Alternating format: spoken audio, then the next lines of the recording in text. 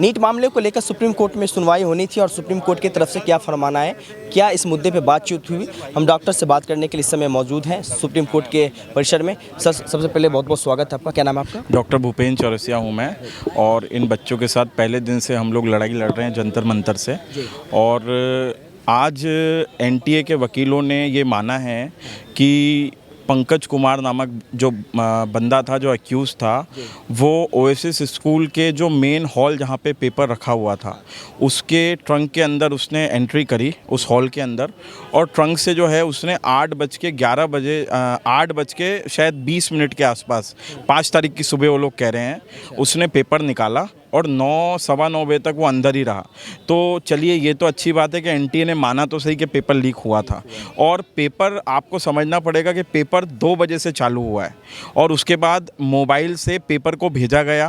Paper solver already Hazaribagh में मौजूद थे, जिनने तकरीबन 45-50 मिनट में, क्योंकि 7 से 8 सॉल्वर थे, तो 180 क्वेश्चन सॉल्व करने में मुझे नहीं लगता हार्डली 30-35 मिनट लगे होंगे। मतलब आप मान के चलिए सुबह 9:30-10 बजे तक पेपर विद आंसर व्हाट्सएप पे सर्कुलेट हो गया था। 2 सेंटर पटना और 2 सेंटर हज़ारीबाग। ये तो सीबीआई की रिपोर्ट में है। अब उसके बाद आगे और किसी भी तरीके से कोई फॉरेंसिक जांच उन मोबाइलों की नहीं हुई है कि कहीं और भी तो नहीं भेजे गए थे। तो देखिए, आज हम जो सीकर को इतना देख रहे हैं कि सीकर से 94% रिज़ल्ट आ रहा है, राजकोट से 70% रिज़ल्ट आ रहा है, तो कहीं ना कहीं मुझे ऐसा लगता है कि जो पेपर हज़ारीबाग में लीक हुआ है, इसके तार सिर्फ पटना और हज़ारीबाग तक नहीं जुड़े हुए, ये आगे राजकोट भी भेजा गया, कोट्टायाम भी भेजा गया और सीकर भी भेजा गया। बीजेपी की तरफ से आरोप लगाया जा रहा है कि इसमें कहीं ना कहीं आरजेडी के कई नेता संदिग्ध हैं। क्या कितनी बातें सत्यता है इस बातों में? सर देखिए, मैं इस चीज़ का राजनीतिकरण नहीं करना चाहता। मैं बस एक ही चीज़ कहूँगा, क्या बीजेपी और आरजेडी या कांग्रेस का कौन इन्वॉल्व है, कौन इन्वॉल्व नहीं है, इसके बारे में तो मैं बात नहीं करूँगा। पर इतना कहूँगा कि एनटीए के अफसर इसमें इन्वॉल्व हैं और एनटीए के अफसरों की भ्रष्टाचार के वजह से ये सब काम हुआ है। क्योंकि बिना एनटीए के अफसरों की मतलब कमांड किए हुए, उनके सपोर्ट किए बिना इतना बड़ा जो लीक है ये नहीं हो सकता। तो मैं ये कहूँगा, एनटीए के अंदर लाखों ऐसी मछलियां हैं जिनने करप्शन फैलाया है। और आपने देखा प्रीवियसली गोधरा में जो है 60 लाख रुपए। आप समझिए, जो एनटीए एक सरकारी बॉडी जो ये एग्ज़ाम कराती है, बट जो दूसरे जहाँ सेंटर्स हैं वहाँ सब प्राइवेट लोग हैं। वहाँ पे एग्ज़ाम कोऑर्डिनेटर जो है, आपने देखा हज़ारीबाग का एग्ज़ाम कोऑर्डिनेटर वो कॉम्प्रोमाइज़ हो गया, गोधरा का एग्ज़ाम कोऑर्डिनेटर कॉम्प्रोमाइज़ हो गया, जज्जर के एग्ज़ाम कोऑर्डिनेटर ने अपने मन से कैनरा बैंक का पेपर दे दिया। तो आप समझिए कि जो लोग इस पूरे सिस्टम को चला रहे हैं वो भी ऑनेस्ट नहीं है। अगर वो ऑनेस्ट होते तो इतना बड़ा लीक नहीं होता।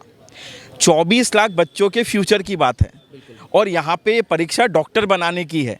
आप समझिए, आज के 5-7 साल बाद यही बच्चे जो हैं वो हमारे भारत में लोगों को चिकित्सा सुविधाएं देंगे और फिर कभी उस चिकित्सा सुविधा की ज़रूरत मुझे भी पड़ सकती है, हमारे देश के प्रधानमंत्री को भी पड़ सकती है, नेता विपक्ष को भी पड़ सकती है। तो आप समझिए, अगर यहीं पर पारदर्शिता नहीं होगी तो हम कैसे भविष्य का निर्माण कर रहे हैं। मुझे लगता है कहीं ना कहीं दाल में कुछ काला नहीं है, पूरी दाल ही काली है। ये कहूँगा, देखिए 67 बच्चों ने टॉप किया था और एक क्वेश्चन था जिसपे 2 ऑप्शंस दिए गए थे।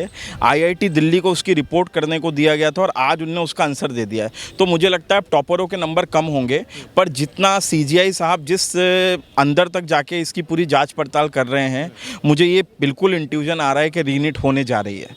क्योंकि सीजीआई जब अभी 1 बजे लंच के लिए उठे थे तो वो उनकी बॉडी लैंग्वेज से मुझे लग रहा है कि क्योंकि अब ये प्रूव है, उनने मान लिया कि पेपर तो लीक हुआ है। और जहां पर अभी तक इलेक्ट्रॉनिक गैजेट की बात नहीं हो रही थी, ये भी प्रूव हो गया कि व्हाट्सएप से सॉल्व पेपर जो है 2 पटना के सेंटर में और 2 हज़ारीबाग के सेंटर में भेजा गया।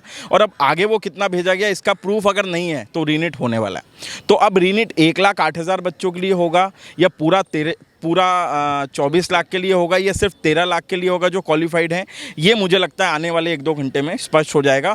पर इसका एक ही सॉल्यूशन है, री एग्ज़ाम। जब तक री एग्ज़ाम नहीं होगा, आप बिल्कुल नहीं पहचान पाओगे कि कौन लोग थे जिनने चोरी करी। और जो चोरी करने वाले हैं, अगर वो फिर से री एग्ज़ाम में जाते हैं तो पकड़े जाएंगे, स्कोर नहीं कर पाएंगे और दूध का दूध पानी का पानी हो जाएगा। चलिए, ये तो तमाम मुद्दा है नीट परीक्षा को लेकर। आखिरकार सरकार का क्या हस्तक्षेप है? अभी आज जैसा कि बताया कि सीजीआई की बैठक हुई है, सीजीआई की रिपोर्ट थोड़ी देर बाद आ जाएगी। बाकी बने रहें। इस वीडियो को लेकर आपकी क्या प्रतिक्रिया हमें कमेंट बॉक्स में जरूर बताएं और बने रहे मेरे यानी संतोष के साथ गूंजता भारत, दिल्ली।